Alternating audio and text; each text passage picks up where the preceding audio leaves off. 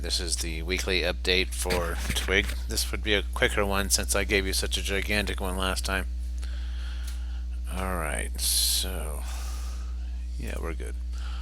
Alright, so I'm going to start here with this script. It's pretty simple. It's just the sound trigger script that I was talking about writing to handle my sounds throughout the game, as I travel.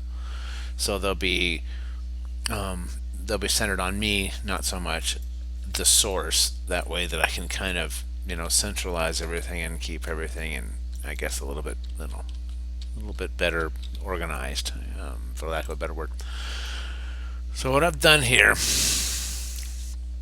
is I wrote that script, the sound trigger one here, and I took this guy as my first example.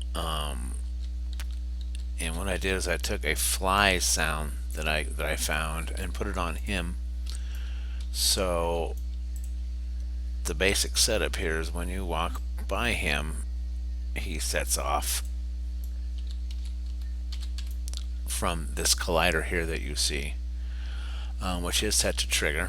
You see from here, and that's set to trigger through my sound trigger script. Okay, so you just have the two public audio source and the audio clips. The weather is played boolean. These are basic get component audio source type things. I think you could even find this in processing. I think it even still looks like this. And then just going down through everything like this, it's just very basic. But it works, and I'll show you how it works. So you see this collider here, and like I said, it's set to trigger. So when you are traveling here, here's my guy, alright? And you see he's going to come around the corner, and I've got fly sound set to that, okay, to that collider. So when he gets in there, you'll hear the fly sound. You see here down here, it's static set.